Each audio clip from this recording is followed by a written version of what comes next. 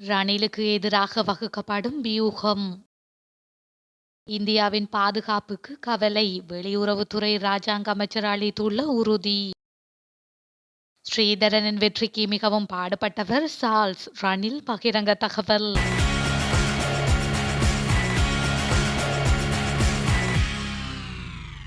இலங்கை தமிழரசு கட்சியின் புதிய தலைவருக்கான போட்டியில் சிவஞானம் ஸ்ரீதரன் எம்பி வெற்றி பெற மிகவும் பாடுபட்டவர் சார்ல்ஸ் நிர்மலநாதன் எம்பி என்று ஜனாதிபதி ரணில் விக்ரமசிங்க தெரிவித்துள்ளார்.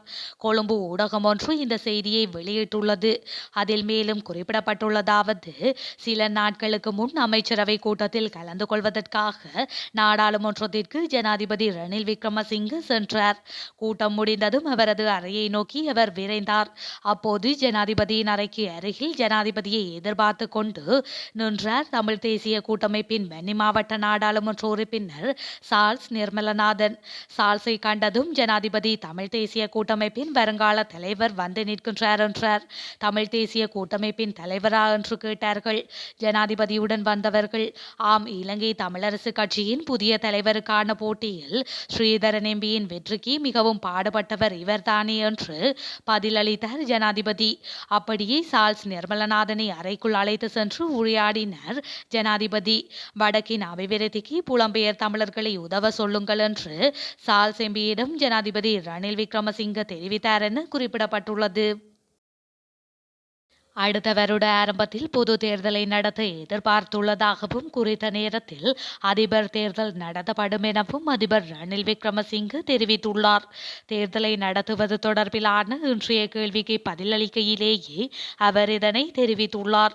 ஐக்கிய குடியரசு முன்னணியின் நாட்டிற்கான ஒன்றுபட்ட நடவடிக்கை என்ற தலைப்பிலான முன்மொழிவு அதிபர் ரணில் விக்ரமசிங்கவிடம் கையளிக்கும் நிகழ்வு இன்று முற்பகல் கொழும்பில் உள்ள ஐக்கிய தேசிய கட்சியின் தலைமையகமான ஸ்ரீகொத்தவில் இடம்பெற்றது.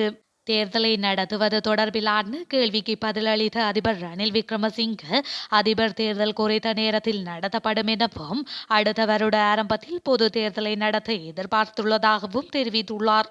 ஐக்கிய தேசிய கட்சியின் பிரதி தலைவரும் காலநிலை மாற்றம் தொடர்பான அதிபரின் சிரேஷ்ட ஆலோசகருமான ருவன் விஜயவர்தன, ஐக்கிய தேசிய கட்சியின் பொதுச் செயலாளர் பாலித ரங்கே பண்டார ஆகியோரும் ஐக்கிய குடியரசு முன்னணியின் சார்பில் கருணபரண விதான, நிஷாந்த ஸ்ரீ வர்ணசிங்க, சட்டத்தரணி ஷிரால் லக்திலக ஆகியோர் கலந்து கொண்டமையும் குறிப்பிடத்தக்கது. இந்தியாவின் பாதுகாப்பு கவலைகளுக்கு பங்கம் விளைவிக்கும் வகையில் இலங்கையை வேறொரு நாடு பயன்படுத்த விடமாட்டோம் என்று வெளியுறவுத்துறை இராஜாங்க அமைச்சர் தாரக பாலசூரிய இந்தியாவுக்கு உறுதியளித்துள்ளார். டில்லியில் செய்தியாளர்கள் மத்தியில் உரையாற்றும் போது அவர் இந்த உறுதிமொழியை வழங்கியுள்ளார். இது தொடர்பாக அவர் மேலும் தெரிவிக்கையில், பாதுகாப்பு கவலையை பற்றி இந்தியா கவலைப்பட அவசியமில்லை. இந்தியாவின் வளர்ந்து வரும் அந்தஸ்தை நாங்கள் அறிவோம். அத்துடன் இந்தியாவின் பாதுகாப்பு விடயத்தில் எந்த மூன்றாம் தரப்பினரும் அல்லது நாடும் இலங்கையை பயன்படுத்த அனுமதிக்க மாட்டோம். எனவே நேர்மையான கருத்து பரிமாற்றத்தின் மூலம் இந்த பிரச்சினைகளையும் சமாளிக்க முடியும். நாங்கள் இந்த நாட்டுடனும் வர்த்தகம் செய்ய தயாராக இருக்கின்றோம். ஆனால் இந்தியாவை பொறுத்தவரை எங்களுக்கு ஒரு சிறப்பு உறவு உள்ளது. சீனாவுடனான எங்கள் உறவை பற்றி இந்தியா கவலைப்பட அவசியமில்லை என்று நான் நினைக்கின்றேன். இது சீனாவுடன் மட்டுமல்ல, மேற்கத்திய நாடுகள், அமெரிக்கா, ரஷ்யா மற்றும் மத்திய கிழக்கு நாடுகளுடனும் எங்களுக்கு நல்ல உறவு உள்ளது என அவர் மேலும் குறிப்பிட்டுள்ளார். பிரதான எதிரியான ஜனாதிபதி ரணில் விக்ரமசிங்கவை தோற்கடிப்பதற்கான வியூகத்தை அனைவரும் இணைந்து வகுக்க வேண்டும் என முன்னாள் நாடாளுமன்ற உறுப்பினர் ஹெரோனிகா பிரேமச்சந்திர தெரிவித்துள்ளார்.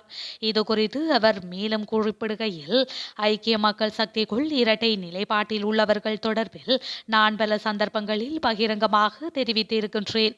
காலையில் எதிர்க்கட்சி தலைவருடன் இருப்பவர்கள் மாலையில் ஜனாதிபதி ரணில் விக்ரமசிங்கவை சந்தித்து பேசுகின்றனர். எனினும் இவ்வாறானவர்கள் தொடர்பில் தனிப்பட்ட ரீதியில் தனக்கு தெரியப்படுத்துமாறு எதிர்க்கட்சி தலைவர் வழங்கிய ஆலோசனைக்கு அமைய நான் கட்சி செயற்குழு கூட்டத்தில் இது தொடர்பில் தெளிவுபடுத்தியிருக்கின்றேன். எனவே கட்சிக்குள் உள்ள பிரச்சினைகளை இவ்வாறு செயற்குழுவின் மூலம் தீர்த்து கொள்ள முடியும் என்று நம்புகின்றேன். ஆனால் கட்சிக்குள் ஒருவரோடொருவர் மோதிக்கொண்டிருக்காமல் பிரதான எதிரியான ஜனாதிபதி ரணில் விக்ரமசிங்கவை தோற்கடிப்பதற்கான வியூகத்தை அனைவரும் இணைந்து வகுக்க வேண்டும். சகல எதிர்க்கட்சிகளும் இணைந்து தோற்கடிக்க வேண்டிய நபர் ரணில் விக்ரமசிங்க ஆவார். எனவே அதற்கு அனைவரும் தயாராக வேண்டும். அதனை விடுத்து கட்சிக்குள் முரண்பட்டு கொண்டிருந்தால் அது அனைவரையும் மன உளைச்சலுக்கு உள்ளாக்கும். நான் தனிப்பட்ட ரீதியில் அறிந்து வைத்துள்ள ஃபீல்டு மார்ஷல் சரத் பொன்சேகாவுக்கு உடனுக்குடன் கோபம் வருவதை போன்று அக்கோபம் மிக விரைவில் காணாமல் போய்விடும். எனவே அவர் விரைவில் ஐக்கிய மக்கள் சக்தியுடன் இணைவார் என்ற நம்பிக்கை எனக்கு இருக்கின்றது. நேர்மையான அதிகாரியான அவர் வேறு எந்த தரப்புடனும் இணைய மாட்டார் என்பதை நான் உறுதியாக கூறுகின்றேன் என அவர் மேலும் தெரிவித்துள்ளார். சீனாவின் உளவு கப்பல் என சந்தேகிக்கப்படும் ஜியாங்யாங் ஹோங் 3 கப்பலானது மாலைதீவுக்கு சென்றடைந்த நிலையில் இந்தியாவானது இலங்கை மற்றும் மாலைதீவுடன் கூட்டு ராணுவ பயிற்சியை ஆரம்பித்துள்ளது. சீன கப்பல் ஜியாங்யாங் ஹோங் 3 வியாழன் மதியம் மாலே துறைமுகத்தை வந்தடைந்ததாக கப்பல்களை கண்காணிக்கும் எடிஷன் இணையதளம் தெரிவித்துள்ளது. இந்த கப்பல் மாலைதீவில் நங்கூரமிடுவதற்கு அரசாங்கம் ஜனவரி 23 அன்று அனுமதி வழங்கியது. இந்த ஆராய்ச்சி கப்பல் கடலாய்வுக்காக அனுப்பப்பட்டதாக சீனா கூறினாலும் இது உளவு கப்பலாக இருக்கலாம் என்பதால் அண்டை நாடுகள் கண்காணித்து வருகின்றன. இந்த நிலையில் மாலைதீவு கடலோர காவல் படை, இந்திய மற்றும் இலங்கை கடற்படைகள் இணைந்து தோஸ்தி 16 என்ற பெயரில் கூட்டு பயிற்சியை வியாழக்கிழமை தொடங்கியுள்ளன. நாடுகளுக்கு இடையில் பரஸ்பர ராணுவ திறனை மேம்படுத்தவும் ராணுவ ஒத்துழைப்பை மேம்படுத்தவும் இந்த பயிற்சி மேற்கொள்ளப்படுவதாகவும் இது பிப்ரவரி 25 வரை தொடரவுள்ளதாகவும் தெரிவிக்கப்பட்டுள்ளது. இந்திய பெருங்கடலில் சீன கப்பலின் நகர்வு குறித்து இந்தியா ஏற்கனவே கவலை தெரிவித்திருந்ததுடன் கொழும்பு துறைமுகத்தில் கப்பல் நிறுத்துவதற்கு இலங்கை அனுமதி மறுத்துள்ளமையும் குறிப்பிடத்தக்கது. உடல்நலக் குறைவு காரணமாக தற்போது சென்னை ராஜீவ்காந்தி மருத்துவமனையில் சிகிச்சை பெற்று வரும் சாந்தன் இலங்கை வருவதற்கான அனுமதியை இந்திய அரசு அளித்துள்ளது. இதனால் இன்னும் 10 நாட்களுக்குள் சாந்தன் இலங்கைக்கு அனுப்பி வைக்கப்படுவார் என அதிகாரிகள் தகவல் தெரிவித்துள்ளனர். சாந்தனுக்கு கடந்த ஜனவரி மாதம் 24ஆம் தேதி உடல்நிலை பாதிக்கப்பட்டதை தொடர்ந்து அவர் திருச்சி அரசு மருத்துவமனையில் அனுமதிக்கப்பட்டார். பின்னர் உயர் சிகிச்சைக்காக சென்னை ராஜீவ் காந்தி அரசு பொது மருத்துவமனைக்கு அழைத்து வரப்பட்ட அவர் தீவிர சிகிச்சை பிரிவில் சிகிச்சை பெற்று வருகின்றார். கல்லீரல் செயலிழப்புக்கு உள்ளான சாந்தனுக்கு பல்வேறு உடல்நல பாதிப்புகள் ஏற்பட்டிருப்பதாக மருத்துவர்கள் கூறினர். சாந்தன் இலங்கை செல்வதற்கான அனுமதி கடிதத்தை திருச்சி கலெக்டருக்கு மத்திய அரசு அனுப்பியுள்ளது. இலங்கை தூதரக அதிகாரிகளிடம் அனுமதி பெற்ற பின் சாந்தன் அந்த நாட்டுக்கு அனுப்பப்படுவார். இலங்கையில் இந்த ஆண்டு நடைபெறவுள்ள தேர்தலின் மூலம் நிச்சயம் ஆட்சி மாற்றம் நடைபெறும் என நாடாளுமன்ற உறுப்பினர் பாட்டாளி சம்பிக்க ரணவக்க தெரிவித்துள்ளார்.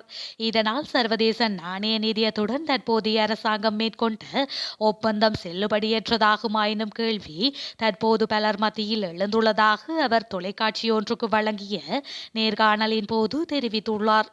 இலங்கை மக்கள் பல்வேறு நெருக்கடிகளை எதிர்நோக்கும் காரணத்தினால் தற்போதைய அரசாங்கத்தின் ஆட்சியை எதிர்ப்பதாக அவர் சுட்டிக்காட்டியுள்ளார். இந்த எதிர்ப்பு காரணமாக நிச்சயம் ஆட்சி மாற்றம் ஏற்படும் என பாட்டாளி சம்பிக்க ரணவக்க உறுதியளித்துள்ளார்.